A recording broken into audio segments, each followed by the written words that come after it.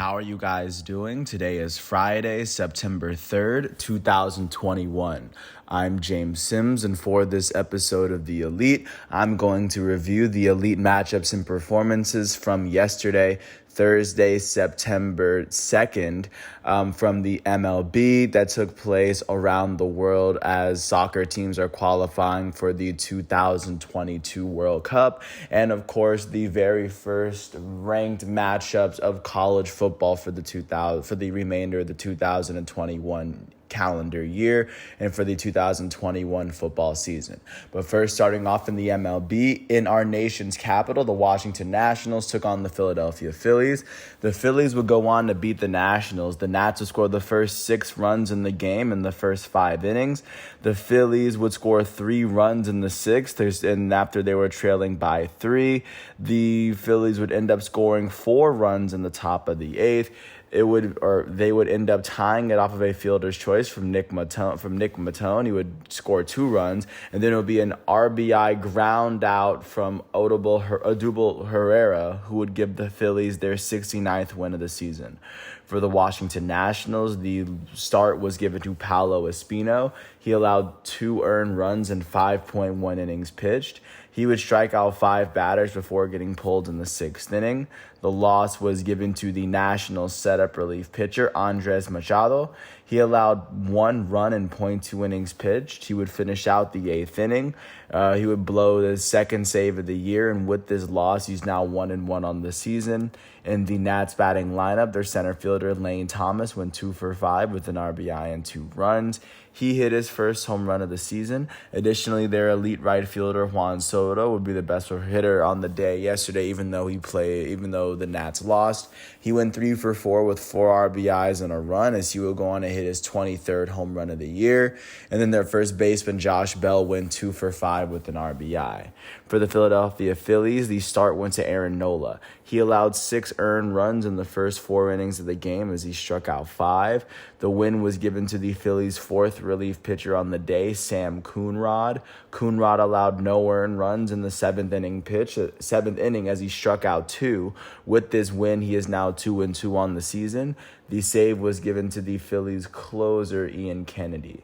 Kennedy allowed no earned runs in the 9th inning. He picked up his 22nd save of the year. In the Phillies batting lineup, their center fielder, Odubel Herrera, would end up going 3 for 5 with an RBI and a run. Their left fielder, Andrew McCutchen, will go 2 for 5 with 4 RBIs and a run. And with this win, the Philadelphia Phillies are now 69-64. That is the second best record in the National League East. They've won their last 6 games. That is currently the best winning streak in the National League at the moment, and that is the best winning streak in all of baseball. They've won 7 of their last 10, and they currently trail the division-leading Atlanta Braves by 2 games in the NL East. And at the moment, they also sit 2 games behind the Cincinnati Reds, who are holding on to that second National League wildcard spot, just to give a sense of where the Philadelphia Phillies are. With this loss, the Washington Nationals are now 55-77. That is the 4th best record in the National League East, as they've lost their last 5 games. That is currently the worst losing streak in the National League, and that is the worst losing streak in all of baseball as well. So right now, they're on opposite ends of that spectrum. The Nationals have lost 8 of their last 10 games. They now trail the Atlanta Braves by 15.5 games in the division. Jumping out to Detroit, the Detroit Tigers hosted the Oakland Athletics. The Athletics were able to beat the Detroit Tigers 8-6, scoring all 8 of their runs in the first 4 innings before the Tigers could score at all. For the Tigers, the start and the loss were given to Matt Manning. Matt Manning allowed all 8 earned runs that the Tigers would give up in 3.2 innings pitched. He would strike out a batter before getting pulled out in the 4th inning. With this loss, Matt Manning is 3-6 in the season, and in the Tigers batting lineup, their designated hitter, Jeimer Candelario, will go 2 for 5 with 3 RBIs and a run. He hit his 11th home run of the year. And then their right fielder, Victor Reyes, will go 3 for 4. For the Oakland Athletics, the win went to their starting pitcher, Frankie Montas. He allowed 3 earned runs and 5 hits in 6.2 innings pitched. He would strike out 7 before getting pulled in the 7th. With this win, Frankie Montas is 11-9 on the season. The save was given to the A's closer, Sergio Romo. Romo allowed no earned runs in the 9th inning as he struck out a batter. This would be his second save of the year. In the A's batting lineup, their pinch-hitting designated hitter, Chris Davis, would go 2 for 3 with an RBI. Their catcher, Yan Gomes, would end up going 2 for 5 with 2 RBIs. And their shortstop, Elvis Andrus, would go 2 for 4 with a run. With this win, the Oakland Athletics are 74-60. That is the second best record in the American League West. They've won 4 of their last 10. They trail the Houston Astros by 4.5 games in the division, and they currently trail the Boston Red Sox by 2 games for that second American League wildcard spot. The Oakland Athletics are the first team on the outside looking in following this win. With this loss, the Detroit Tigers are now 63-72. That is the third best record in the American League Central. They've lost 6 of their last 10, and they now trail the Chicago White Sox by 15.5 games in the division. Jumping out to San Francisco, the San Francisco Giants were able to beat the Milwaukee Brewers at home to tie themselves with the LA Dodgers for the best record in baseball yet again, just to get a sense of where they're at this season. They were able to, the score was tied at 1 going into the bottom of the 8th. The go-ahead run would come from Darren Ruff's RBI double, but then it would be a 3-run home run from Thairo Estrada to clear the bases to give the Giants a 4-run win, especially so sudden. For the Milwaukee Brewers in this matchup, the start went to Eric Lauer. Eric Lauer allowed only 1 earned run off of 3 hits and 7 innings pitched. He struck out 4. The loss was given to the Milwaukee Brewers' elite relief pitcher, Devin Williams. He allowed 4 earned runs in .2 innings pitched. He would start the 8th inning, but he would not finish it, and he would strike out 1 in that span. With this loss, he's 7-2 on the season. In the Brewers batting lineup, nobody on the team finished with more than 1 hit, and that would be attributed to great pitching from San Francisco. For the Giants, the start went to Logan Webb. Webb allowed 1 earned run and 4 hits in 7 innings pitched as he struck out 10. He would go down to have the performance of the night just for how well he performed. This is the first time he's ever had, in my opinion, the best pitching performance of the day. Regardless, he would not get the win. The win would go to Tyler Rogers, the Giants' first relief pitcher. He allowed no earned runs in the 8th inning as he struck out 3. In the Giants batting lineup, the only player with more than 1 hit was their right fielder, Austin Slater. Austin Slater went 2 for 4 with an RBI and a run. His leadoff home run in the first inning was his 10th home run of the season, and Thairo Estrada's 3-run home run was his 4th. With this win, the San Francisco Giants are now 85-49. They are tied with the LA Dodgers for the best record in the National League West and the National League and the major leagues as a whole. The Giants have won 5 of their last 10 games as they, alongside the Dodgers, sit 14 games ahead of the third-place San Diego Padres in their division. Right now, they are vying for control over the number 1 seed in the National League division. And whoever would get the upper hand of the 2 within the division would sit number 1 over the 2nd seed Milwaukee Brewers and the third over the 3rd seed Atlanta Braves. And just to give a sense of what they're competing for, what they're tied for at the moment. With this loss, the Milwaukee Brewers are 82-53. That is the best record in the National League Central. They've lost 4 of their last 10 games, and they now sit 10 games ahead of the second-place Cincinnati Reds in their division. In the playoff picture, they're holding on to the 2 seed in the National League as they are currently trailing the eventual winner of the tiebreaker between the Dodgers and the Giants out west for that 1 seed, and the Brewers are also sitting ahead of the Atlanta Braves, who are currently controlling the National League East. Jumping out to Tampa Bay, the Tampa Bay Rays hosted the Boston Red Sox. The Red Sox were able to beat the Rays 4-0 as they held the Rays to only 5 hits all game. For Tampa Bay, the loss was given to Shane McClanahan. McClanahan allowed 4 earned runs in 5 innings pitched as he struck out 8. With this loss, McClanahan is 9-5 on the season. In the Tampa Bay Rays batting lineup, nobody on the team would finish with more than 1 hit. For Boston, on the other hand, the win went to their starting pitcher, Eduardo Rodriguez. Rodriguez allowed no earned runs off of 4 hits in 6 innings pitched as he struck out 6.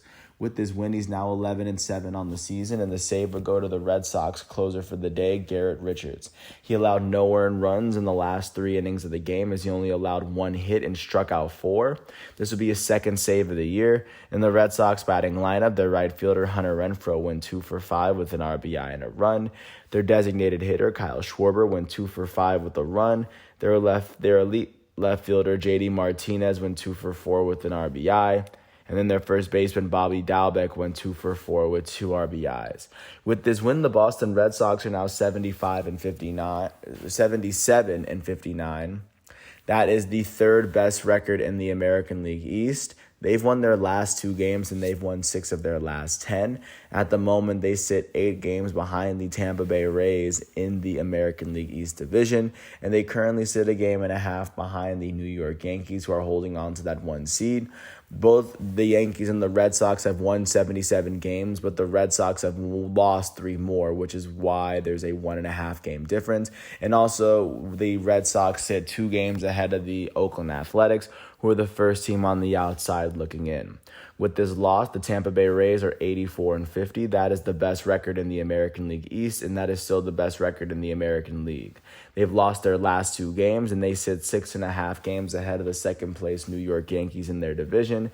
And in the playoff picture, they are holding on to a lead over the second-seed Houston Astros out west and the Chicago White Sox, who are currently controlling the Central at the moment. Jumping out to New York, the New York Mets hosted the Miami Marlins, and the Mets were able to pull off a 4-3 win at home on the Marlins. The score was tied going into the bottom of the 7th, and then it would be an RBI single, the go-ahead RBI single from Dominic Smith to give the Mets their 66th win on the year. For the Miami Marlins, the loss went to their starting pitcher, Sandy Alcantara. He allowed 4 earned runs in 6.1 innings pitched as he struck out 6. With this loss, he's now 8-13 on the season. In the Miami Marlins batting lineup, their shortstop, Miguel Rojas, would end up going 2 for 4 with an RBI and 2 runs. He would go on to hit his 8th home run of the season. And for the New York Mets, the start was given to Carlos Carrasco. He allowed 3 earned runs in 5.1 innings pitched as he struck out 5. The win was given to the Mets' second relief pitcher, Juris Familia.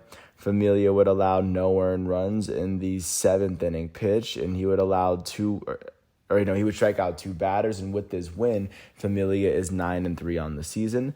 The save would go to the Mets closer, Edwin Diaz. Diaz allowed no earned runs in the 9th inning as he struck out 2. This would be his 28th save of the season. With this win, the New York Mets are now 66-67. That is the 3rd best record in the National League East. They've won their last 4 games, and they've won 5 of their last 10. They sit 5 games behind the Atlanta Braves in the division, just to give a sense of where the New York Mets are. And they also sit 5 games behind the Cincinnati Reds for that second National League wildcard spot. They are the 4th team on the outside looking in, as they trail the San Diego Padres, the Philadelphia Phillies, and the St. Louis Cardinals at the moment. With this loss, the Miami Marlins are now 55-73. Or 55-79. I don't know why I got 73. They're 55-79. That is the worst record in the National League East, and that is currently the 3rd worst record in the National League. They lost their last 2 games, and they've lost 6 of their last 10. They sit 16.5 games behind the Atlanta Braves. And with this loss, they have officially been eliminated from at least wild card contention for the rest of the season. So, of course, they are one of 3 teams in the National League out between them, the Pirates, and the Diamondbacks, who will not qualify for the playoffs. And then looking out to and then they are one of 5 teams. They are the 5th team to not qualify for what goes on next, or I guess they tie with the Texas Rangers. But regardless, they still sit 16 and a half games behind the Atlanta Braves in the division.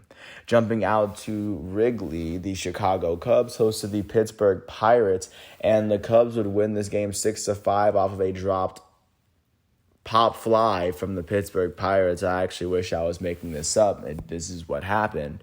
For the Pittsburgh Pirates, the start was given to Mitch Keller. Mitch Keller would allow no earned runs in 6 innings pitched. He struck out 8 and would allow 6 hits. The loss, however, would go to the Pirates' closer for the day, Sam Howard. Howard allowed no earned runs in .1 inning pitched. He would not make it through the 11th, and he would register only 1 out. And with this loss, he's 2-3 on the season. In the Pirates' batting lineup, their center fielder Brian Reynolds went 2-for-4 with a run, and then their center fielder Wilmer Defoe would end up going 2-for-4 with a run. For the Chicago Cubs, the start was given to Keegan Thompson. Keegan Thompson allowed 3 earned runs in 1.2 innings pitched. He would strike out 3 batters before getting pulled in the 2nd inning. The win was given to the Chicago Cubs closer for yesterday, Cody Hoyer. Hoyer allowed no earned runs in the 11th inning as he struck out 1. This would be his 6th save of this, or 6th win of the year. He's now 6-2. In the Cubs batting lineup, their center fielder, Rafael Ortega, went 2-for-5 with 3 RBIs and a run.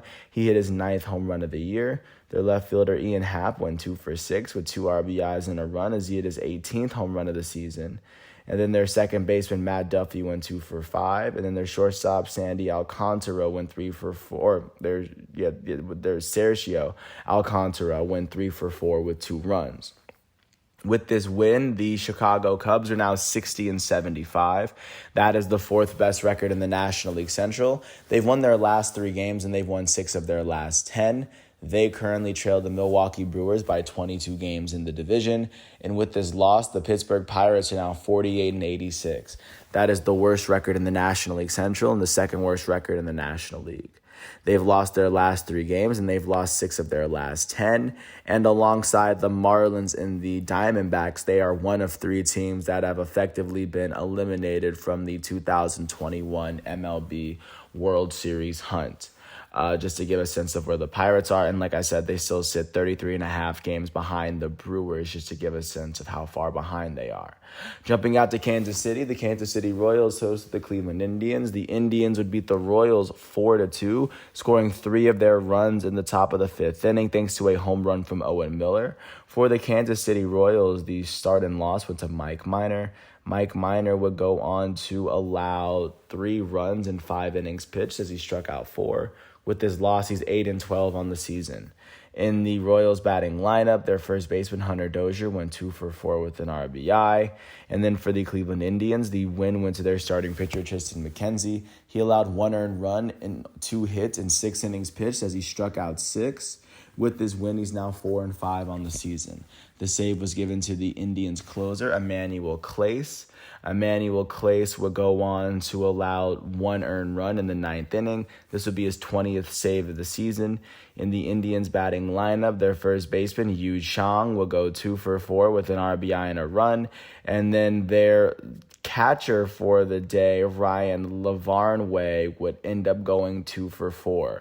With this win, the Cleveland Indians are 67-64. That is the 2nd best record in the American League Central. They've won their last 4 games, and they've won 7 of their last 10. Their 4-game winning streak is actually the best in the American League. It is the 2nd best in the majors, tied with the New York Mets, behind the Phillies, who have a 6-game winning streak. The Indians also trail the Chicago White Sox by 9.5 games in the division, just to give a sense of where they are. With this loss, the Kansas City Royals are 59-74. That is the 4th best record in the American League Central. They've lost their last 4 games, and they've lost 6 of their last 10. They trail the Chicago White Sox by 18.5 games in the division, just to give a sense of where the Royals are as well. Last but not least, jumping out to Denver, the site of the 2021 MLB All-Star Game, and there the Braves would beat the Rockies 6-5. The Rockies would take a 5-3 lead at the bottom of the third. The Braves would turn around their fortune in the top of the fifth. Dansby Swanson's sacrifice fly would shorten their 2-run deficit to 1, and then it would be a 2-run home run from Adam Duvall to put the Braves ahead and give them win number 71. For the Colorado Rockies, the start went to Chichi Gonzalez. He allowed 3 earned runs in 3.2 innings pitched. He would strike out 1 on the day. The loss would go to the Rockies' first relief pitcher, Yency Almonte. Almonte allowed 3 earned runs in 1.1 innings pitched. He would finish the 4th and 5th innings for Colorado. And then in the Colorado Rockies batting lineup, their second baseman, Brendan Rodgers, went 2 for 4 with a run. Their elite right fielder, Charlie Blackmon, would go 2 for 4 with 4 RBIs and a run as he hit his 11th home run of the season. Their elite shortstop, Trevor Story, went 2 for 4 for himself as well. And then for the Atlanta Braves, the start was given to Touki Toussaint. He allowed 5 runs in 3 innings, and then the win was given to the Braves' first relief pitcher, Jacob Webb. Webb allowed no earned runs as he pitched the 4th and 5th innings, allowing only 1 hit in that span, striking out 2. With this win, Jacob Webb is 2-2 on the season.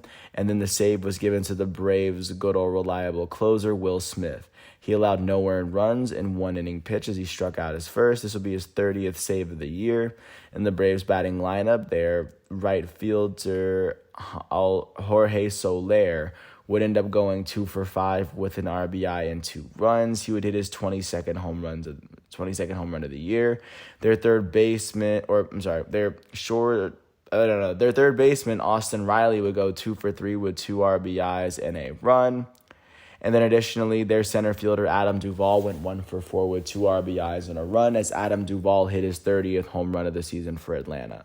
With this win, the Braves are 71-62. That is the best record in the National League East. They've won 4 of their last 10 games, and they sit 2 games ahead of the second-place Philadelphia Phillies in the division. Right now, they are holding on to that 3rd seed in the National League playoff picture as they trail the 2-headed tie of the Dodgers and the Giants, who are fighting for that 1 seed. And the Braves are also trailing the Milwaukee Brewers, who are currently controlling the Central Division at the moment. But that is what the MLB is looking like following yesterday's developments. Looking forward to what's going on today, starting at 2:20. Alec Mills and the Chicago Cubs are going to host Steven Brault and the Pittsburgh Pirates at Wrigley Field. At 7:05, Nestor Cortez Jr. and the New York Yankees are going to host John Means and the Baltimore Orioles. Means enters Yankee Stadium with a 5-6 record, holding a 3.46 ERA. At the same time, at 7:05, Sean Nolan and the Washington Nationals are going to host Rich Hill and the New York Mets. At 7:07, Alek Manoah and the Toronto Blue Jays are going to host Sean Manaea and the Oakland Athletics. Sean Manaea takes the mound in Rogers Center, holding an 8-9 record and a 3.97 ERA. Alek Manoah is holding a 5-2 record alongside a 3.15 ERA on the season.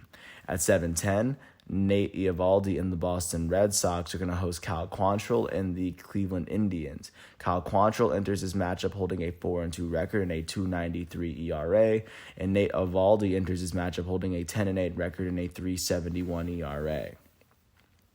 At the same time, Vladimir Gutierrez and the Cincinnati Reds are going to host Tyler Alexander and the Detroit Tigers.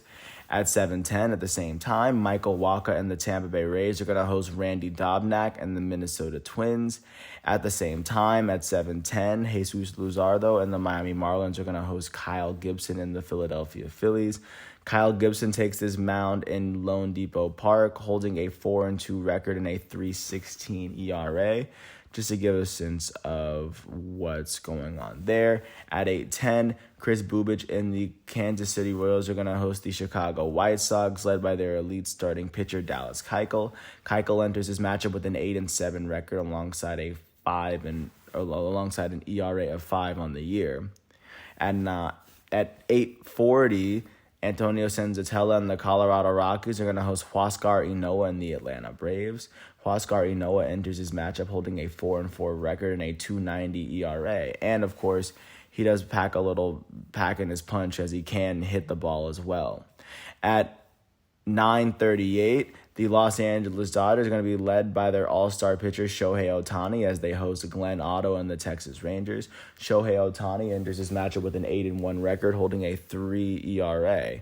At 9:40, Madison Bumgarner and the Arizona Diamondbacks are going to host Tyler Anderson and the Seattle Mariners. At 9:45, Anthony DeSclafani and the San Francisco Giants are going to host David Price and the defending world champs LA Dodgers. David Price enters his matchup with a 4-2 record, holding a 3.88 ERA. Anthony DeSclafani enters his matchup with an 11-6 record, holding a 3.38 ERA. At 10:10, last but not least, on ESPN Plus, Jake Arrieta and the San Diego Padres hosted Jose Urquidy in the Houston Astros. And in this matchup, Jose Urquidy enters his matchup with a 6-3 record, holding a 3.38 ERA. So that is currently what the MLB is looking like. Taking a glance at what's going on in the world of soccer before we take a glance at the beginning of college football. Yesterday and, of course, today are still ongoing qualifiers for the 2021 World Cup. And, of course, they're seeded by groups, and the groups are separated by continent. Starting off in the North American countries, Canada was able to draw against Honduras 1-1. Mexico was able to beat Jamaica 2-1 off of an 89th minute goal from Martin. The United States was able to finish with a 0-0 draw versus El Salvador. Looking at what's going on in Europe, the Czech Republic was able to beat Belarus 1-0. Belgium was able to beat Estonia 5-2, as two of their goals would come from their elite striker Romelu Lukaku. England would end up beating Hungary 4-0, as one of their goals would come from their elite forward Raheem Sterling. Their second goal will come from their elite striker for Tottenham, Harry Kane, and then their third goal will come from Harry Maguire as well as Declan Rice to finish that out. Additionally, Italy, the reigning 2020 Euro champs, hosted Bulgaria and they were tested. Their only goal will come from Federico Chiesa in the 16th minute, as they would end up drawing with Bulgaria at 1. Germany was able to beat Liechtenstein 2-0, as their two goals came from Timo Werner and Leroy Sané, their elite German forwards. And additionally, Poland was able to beat Albania, as their first goal came from their elite striker, Robert Lewandowski. And in upset news, Spain fell short to Sweden 2-1 after Spain scored the very first goal of the game. Taking a look at what's going on in South America, Colombia was able to draw with Bolivia 1-1. Argentina was able to beat Venezuela 3-1, as their first goal came off of a goal from Lautaro Martinez. Brazil was able to beat Chile 1-0, and then of course Uruguay drew with Peru. So that's what that's looking like. Looking at what's going on in the African countries, not many big nations that played yesterday, but today Nigeria will get a chance to face off against Liberia. That's the only really big international matchup, as the other international groups are taking a break. And with that said, I'm going to further ado navigate you through what's going on with college football one step at a time. Of course, starting out with fourth-ranked Ohio State, they were able to beat unranked Minnesota 45-31. In this matchup, they were outscored 14-10 in the first half. The difference would be the third quarter, where they outscored Minnesota 21-7 by 2 touchdowns. It would be the momentum changer in this game would be a fumble recovery in the second half.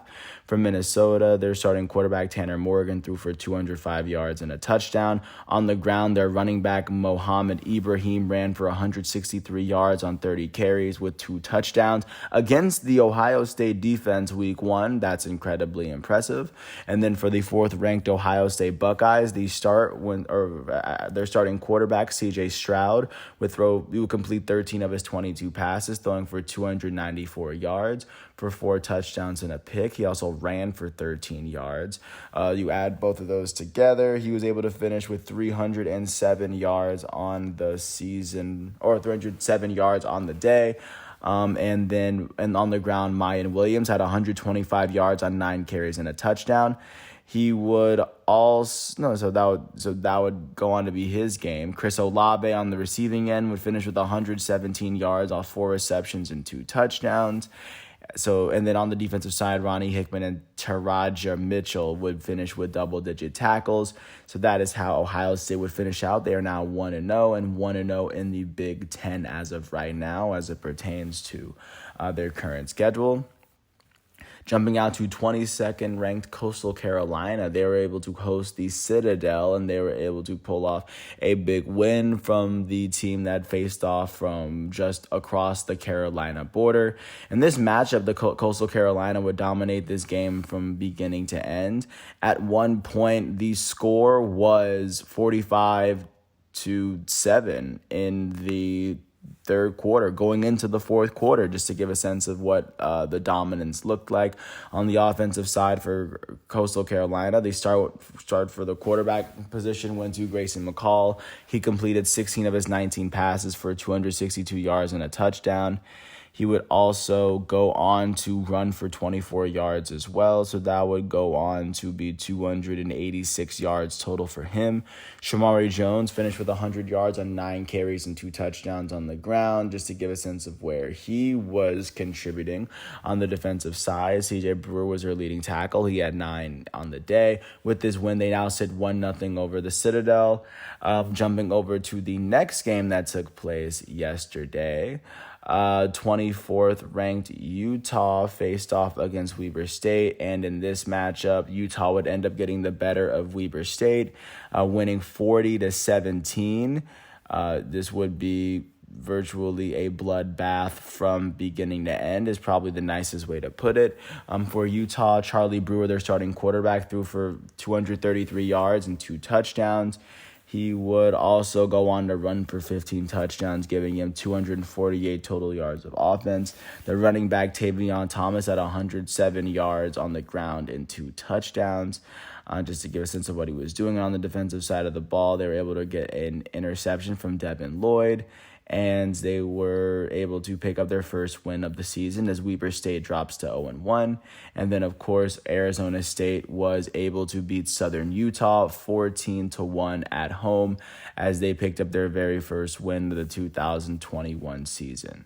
So that is what was going on yesterday, and there's only one college football game going on today on ESPN, as unranked Virginia Tech is going to take on 10th ranked UNC, as in North Carolina, and that'll be the first day of Friday college football, the 2021 season, as we navigate through the world of sports one day at a time.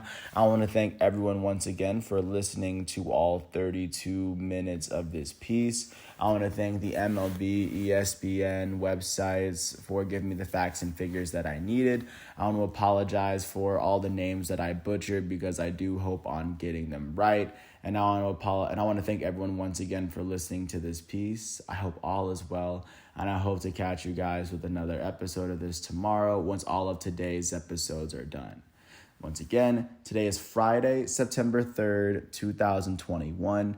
I'm James Sims. This is The Elite. Thanks for listening to my piece. I hope all is well, and peace out. I'll catch you tomorrow.